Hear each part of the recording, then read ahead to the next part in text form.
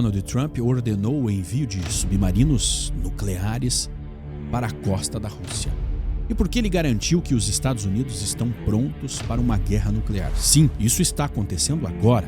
Mas antes de tudo, deixa eu te situar sobre o personagem central desta trama, Dmitry Medvedev. Nós falamos dele já anteriormente. Medvedev é mais do que um político russo. Ele é a voz que o Kremlin usa quando quer ameaçar o mundo sem que Putin precise sujar as mãos.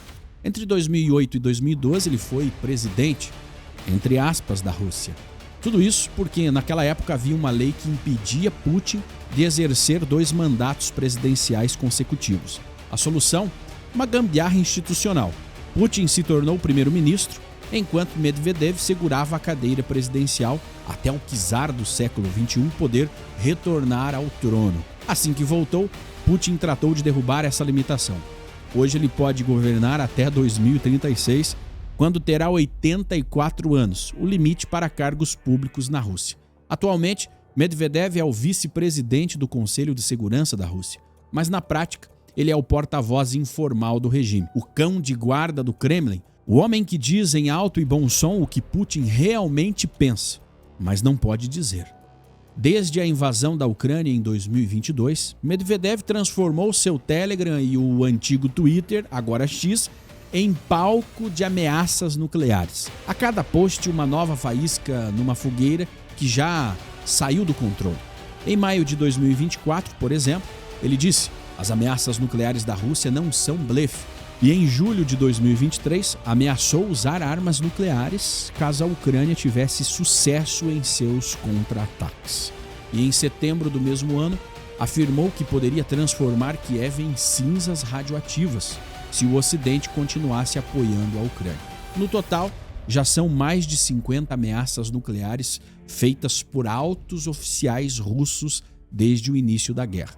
E Medvedev é o rei delas. Mas por que tantas ameaças? Analistas enxergam isso como uma tentativa desesperada de dissuasão.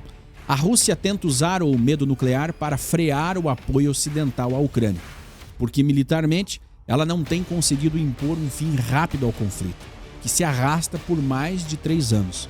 Medvedev, com seu tom teatral e provocador, é usado como o pavio. Ele testa os limites do Ocidente, ele provoca, ele intimida, e quando necessário, o Kremlin pode dizer: não fomos nós, foi ele. Mas o problema de repetir tanto uma ameaça é que ela começa a perder força, vira ruído. E foi exatamente isso que aconteceu até agora. Mas em julho de 2025, Medvedev ultrapassou todos os limites. Ele não só ameaçou os Estados Unidos mais uma vez, como também decidiu zombar de Donald Trump, ridicularizando publicamente o ultimato dado por Trump a Putin para que apresentasse propostas de paz concretas na Ucrânia. E se tem algo que Trump não suporta é ser ridicularizado. A resposta veio rápida. Em um post direto e inflamado, Trump declarou que, em resposta às provocações de Medvedev, ele ordenou o envio de 2 submarinos nucleares americanos com mísseis balísticos para áreas apropriadas, provavelmente bem próximas à costa da Rússia. E ele não parou por aí. Trump deixou claro: cuidado com as palavras, e fez questão de frisar a superioridade militar dos Estados Unidos. Segundo ele, os Estados Unidos têm os melhores submarinos do mundo. E não é exagero, mas aí surge a pergunta: por que Trump, que elogiou tanto a Rússia no passado, está agora tão hostil? A resposta está na decepção. Nos bastidores, Trump vem demonstrando uma crescente frustração com Putin. Ele disse recentemente em entrevista que achava que já tinha fechado acordos com o líder russo pelo menos 4 ou 5 vezes. Mas sempre que desligava o telefone, horas depois, as bombas voltavam a cair sobre civis ucranianos. Para Trump, isso se tornou pessoal. E com as eleições legislativas se aproximando, ele precisa mostrar força. Precisa mostrar que é o líder que os Estados Unidos precisam. E enviar submarinos nucleares para perto da Rússia é uma mensagem poderosa. É preciso coragem. Agora, que submarinos são esses?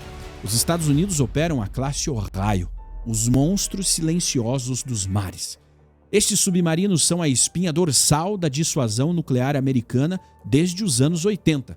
Dos 18 submarinos construídos dessa classe, 14 ainda são usados para lançar mísseis balísticos nucleares. Os outros 4 foram convertidos para disparar mísseis de cruzeiros Tomahawk. Cada um desses gigantes tem 170 metros de comprimento e pode pesar até 18.750 toneladas submerso. São movidos por reatores nucleares e podem patrulhar os oceanos por meses, limitados apenas pela comida a bordo. Cada submarino raio carrega até 20 mísseis Trident II D5. Cada míssil desses pode alcançar até 12 mil quilômetros e carregar até 12 ogivas nucleares MIRV, cada uma com 90 quilotons. Em outras palavras, um único submarino pode sozinho destruir até 240 alvos distintos com uma única salva, e são tão silenciosos que praticamente não podem ser detectados pelos sistemas russos. É como se a morte estivesse flutuando sobre as águas, invisível. E onde estariam agora estes submarinos? Fontes indicam que eles devem estar operando em áreas estratégicas como o Estreito de Gyuk, entre a Groenlândia, Islândia e o Reino Unido. Um corredor usado por submarinos russos que saem do mar de Barents.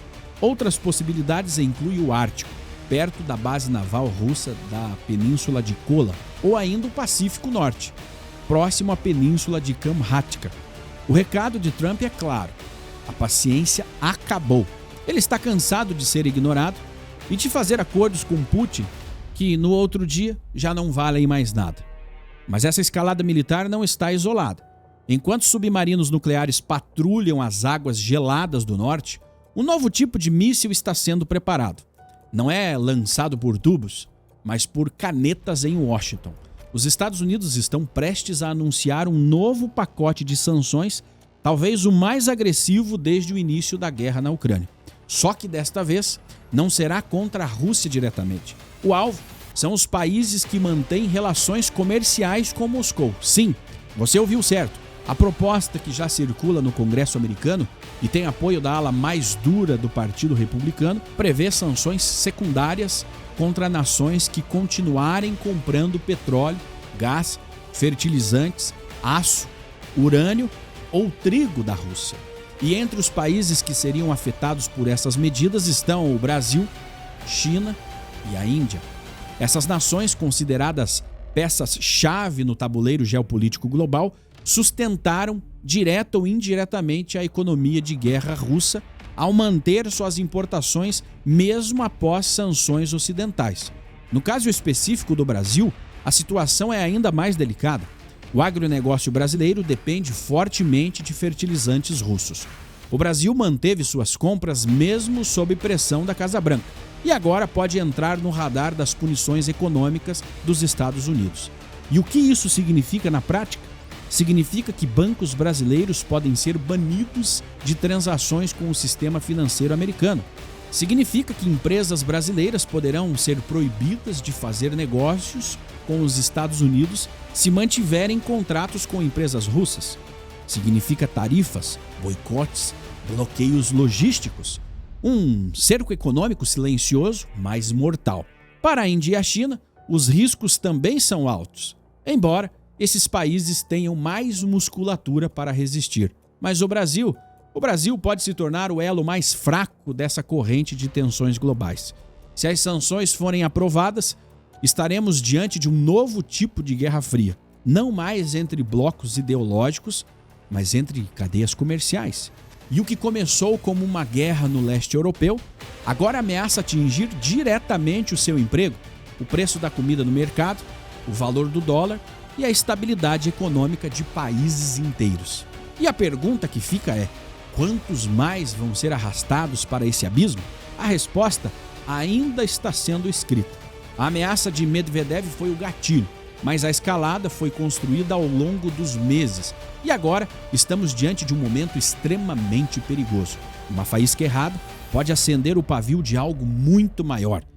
Se você quer continuar acompanhando tudo o que está por trás destas decisões geopolíticas, com análise, contexto e, acima de tudo, a verdade, Se inscreva agora no nosso canal, ative o sininho das notificações e compartilhe esse vídeo com os seus amigos.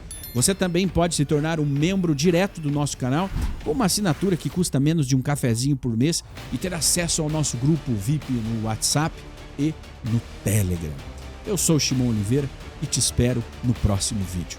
Até a próxima!